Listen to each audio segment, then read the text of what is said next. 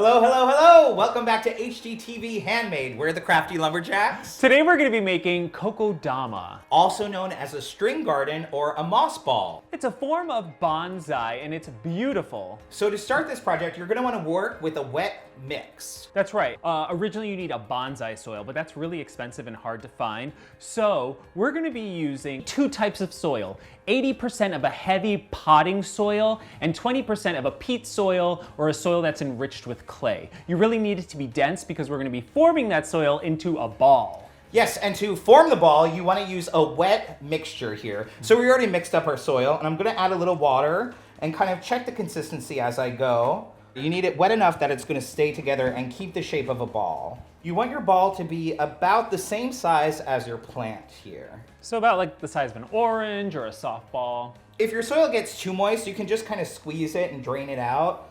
But you do want the ball to be firm enough that you can throw it and catch it. So I'm going to take the plant out and I'm going to remove the soil from the roots, and I'm just going to delicately kind of tap it. This is a fern. Ferns work great in a kokedama. You want a plant that likes moisture. Plants that don't work are cactuses, succulents don't really work well. You also want a plant that only needs about medium shade. You don't want any direct sunlight because it will burn the moss.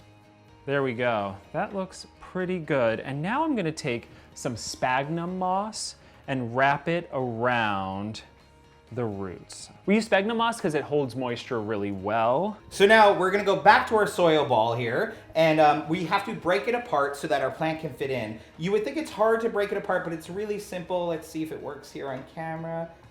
Beautiful. And now we're going to lay our roots, our plants right in there. Yep, and then cover it up. Cover it And you just wanna kind of reshape the ball here around the moss.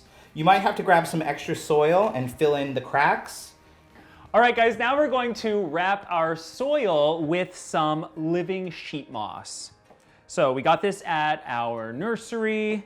You do want it to be living sheet moss. It doesn't work if you get the bag kind from a craft store. So we're putting the moss side down, and then we're just gonna put our soil ball right there.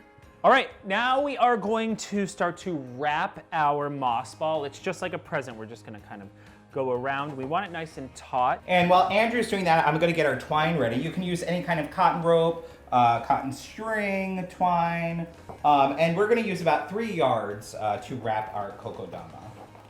Now we just wrap it around. Just wrap it around. It really doesn't have to look too pretty. Eventually the moss will grow and cover the string. We kind of like the look though with the twine wrapped around it. All right, so kokedamas were made to be inside, which is great for apartment living. To water them, you actually dunk them into a bucket of water and you let it soak for about 10 to 15 minutes and then you let it drip. Yep, and then you could also spray it about once or twice a week with a little spray bottle. You want to keep it pretty moist. The greatest thing about the kokedama is that you can either set it on a plate or you can hang it. Yeah, and to hang it, we're just gonna make a quick, easy hanger. So we're gonna cut 2 pieces of twine, the same size.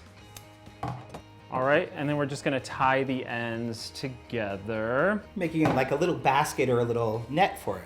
If you're good with macrame, this would look really cute, a little macrame hanger. We think they turned out great, and they really weren't as difficult as we thought they were gonna be. Let us know if you make one. Don't forget to like, comment, and subscribe, and we'll see you soon. Bye. Bye.